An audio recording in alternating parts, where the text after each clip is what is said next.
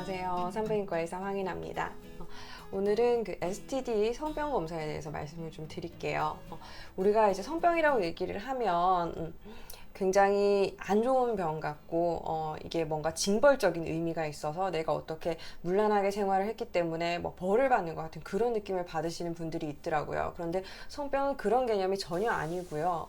그냥 이제 성관계로 인해서 전파될 수 있는 모든 질병을 얘기를 하는 거예요. 예를 들어서 가장 뭐 심한 단계라고 하면 에이즈 같은 것들도 이제 성적으로 전파가 될 수가 있는 질환이고요. 그리고 뭐 흔히 뭐 크게 문제 없이 생각하는 B형 간염 있죠. 이것도 성적인 관계로 인해서 전파가 될 수가 있어요. 이론적으로는. 그래서 우리가 생각하는 것만이 이제 성병은 아니에요. 그런데 우리가 일반적으로 질염이 있어요. 뭐 냄새가 나고 뭐 가렵고 그래서 산부인과를 갔어요. 그러면은 이제 흔하게 하는 검사가 STD 12종 검사예요. 그러면 이 12가지 균에 대해서 검사를 하게 되는데요. 여기서 있는 오해가 뭐냐면은 여기서 검출되는 균은 모두 성병균이라고 생각을 하시는 분들이 있어요. 그런데 그런 거는 아니고요. 질염을 일으킬 수 있는 이제 12가지의 다양한 종류의 균들을 있는지 검사를 해보는 거고요. 그렇게 검사를 했을 때 검출이 되는 것들 중에서 정말 이제 성병이라고 얘기할 수 있는 거는 클라미디아, 임질, HSV, herpes 바이러스죠. 마이코플라즈마 제니탈리움까지는 이제 성병이라고 얘기를 할 수가 있을 것 같아요. 그런데 이제 나머지 것들은 질 안에 있는 원래 이제 질 안에서 존재를 하는 상재균도 있고요. 그 공생균으로 보이는 그런 균들도 있어요. 이런 균들이라고 해서 심각한 염증을 일으키지 않는 거는 아니고요. 그 가장 흔한 그 질염은 가드네렐라는 질내 상재균의 정상 상재균에 의해서 일어나요. 그래서 우리가 흔히 처방하는 약들은 그 가드네렐라를 커버하는 약들이거든요.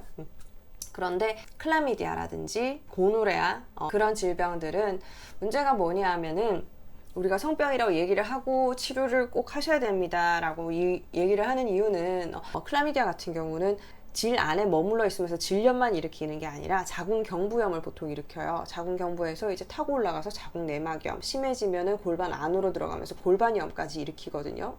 골반염이 심해지면 어떻게 돼요? 이게 염증이 생기면은 장기들이 서로 좀 들러붙게 돼요. 이제 나팔관이라든지 그 장기들이 활동이 활발하지 않게 되고 고정돼서 움직이지를 못하니까 평소 때 그 부드럽게 활동하는 것 비해서 활동력이 떨어져요. 그러면서 이제 임신이 좀 잘 안 된다든지 완전히 나팔관이 막혀버리는 경우에는 그쪽에 이제 염증이 심해서 유착이 돼버려서 막혀버리는 경우에 임신이 안 될 수도 있다 이렇게까지 얘기를 하는 거거든요.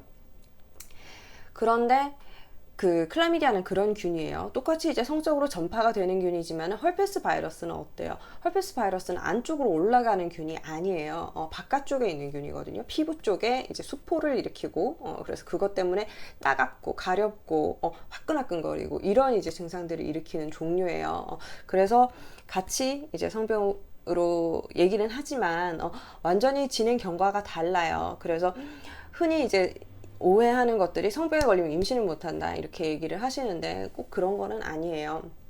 그리고 성병이라고 해서 이게 굉장히 위험하고 굉장히 치료가 어렵냐 그렇진 않아요. 오히려 그냥 일반적인 가드네렐라에 의한 질염보다 치료가 훨씬 간단한 경우도 많아요. 예를 들어서 클라미디아라든지 마이코플라즈마 제니탈리움 같은 경우는 이제 같은 종류의 약을 복용을 하게 되는데요. 한 번만 먹으면 돼요.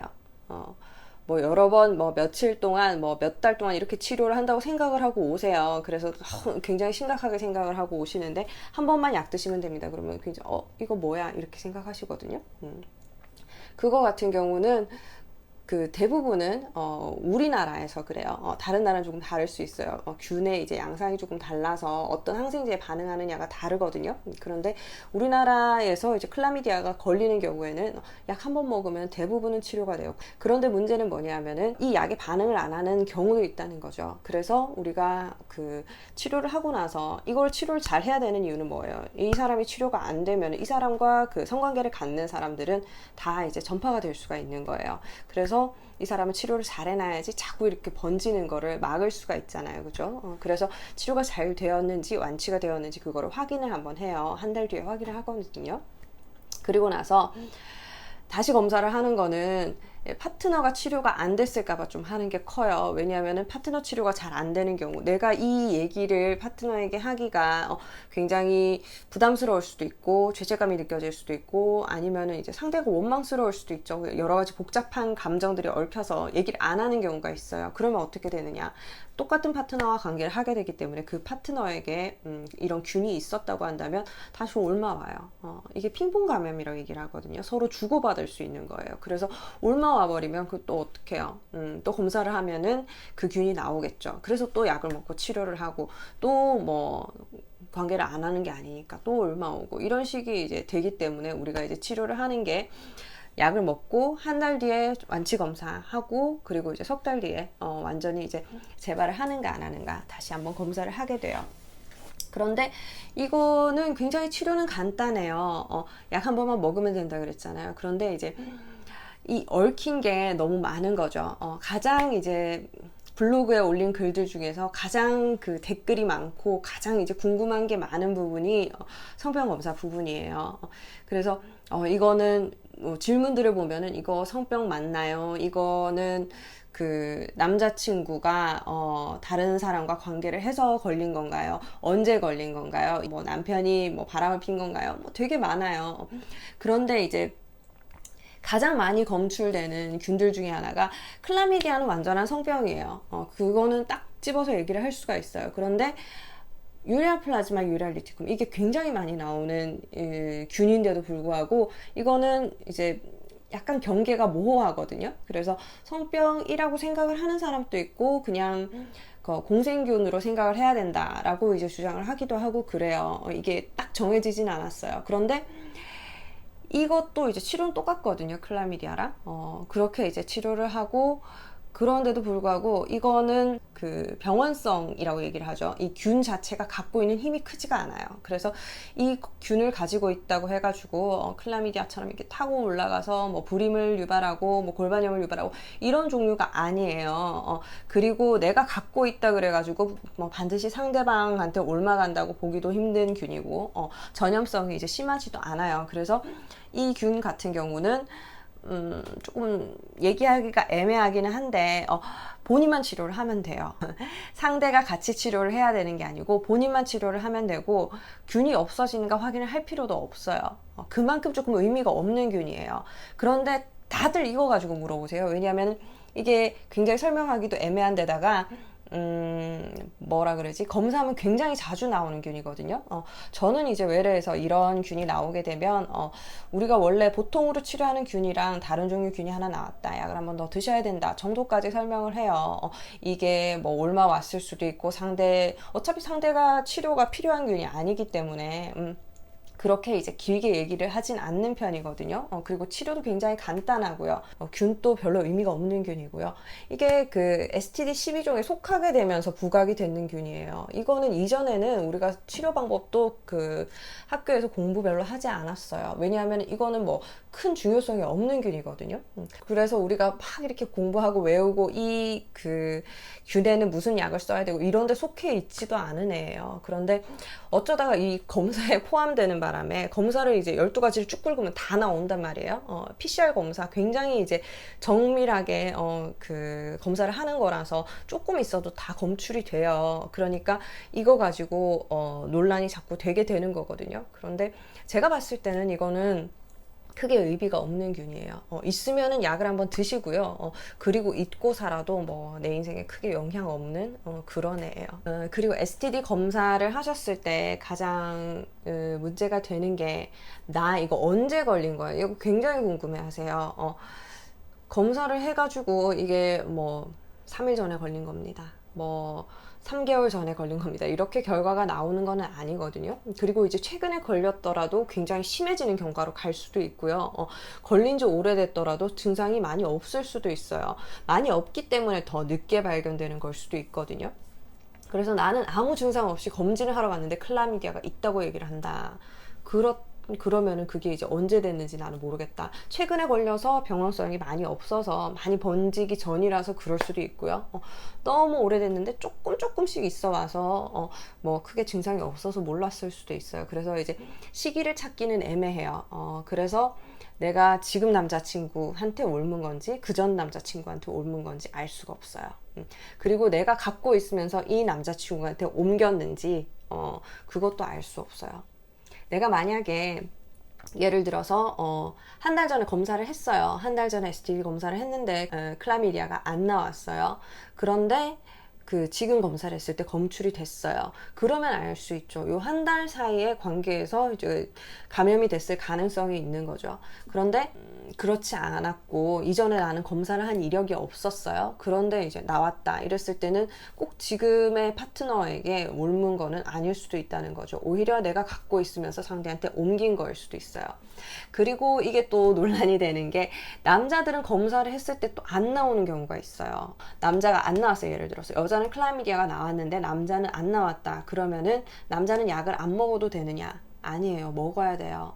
그렇기 때문에 저는 이제 상대방 뭐 남편이나 남자친구 검사를 뭐 궁금하면 해보실 수는 있지만, 왜냐하면 이 균이 있으면서 이 균만 있는 게 아니고 다른 균도 같이 있을 수가 있거든요. 성병은 한 가지만 말고 뭐 여러 가지 같이 갖고 계시는 분들이 종종 있어요. 그래서 이제 검사를 해보실 수는 있지만 검사 여부, 검사의 양성, 뭐 음성 여부에 상관없이 약은 드셔야 된다고 얘기를 해요.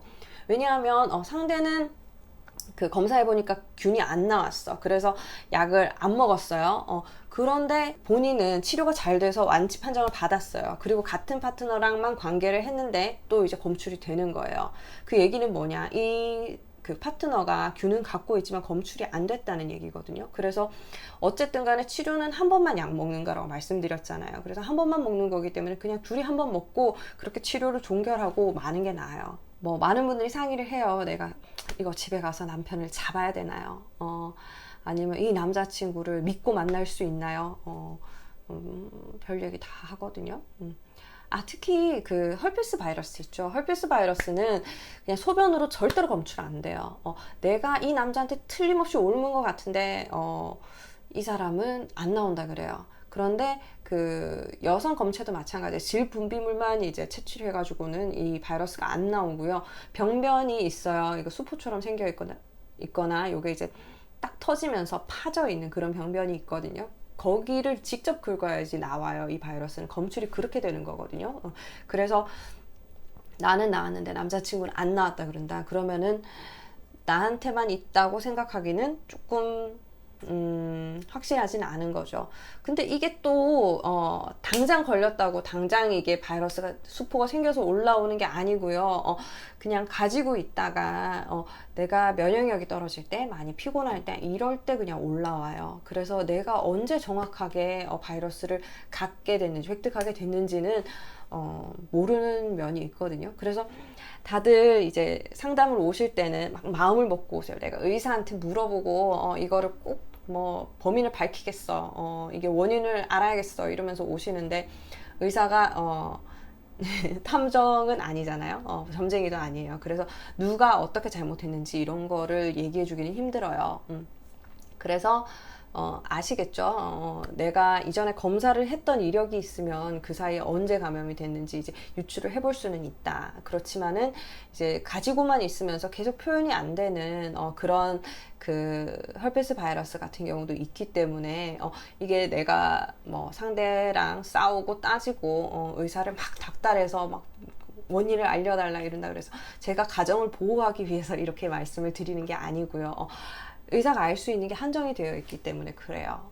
성병 검사에 대해서 좀 궁금한 것들이 풀리셨나요? 우리가 굉장히 많이 하는 검사예요. 질염으로 병원을 오시는 빈도가 가장 많고요. 질염이 이제 생겼을 때 그 정도가 심하거나 아니면은 이제 어떤 병이 의심이 된다 그랬을 때는 꼭 이 검사를 하게 되거든요. 왜 12가지나 하냐? 이건 간단해요. 저희가 뭐 4가지를 하나, 뭐 8가지를 하나, 12가지를 하나 비용이 같아요.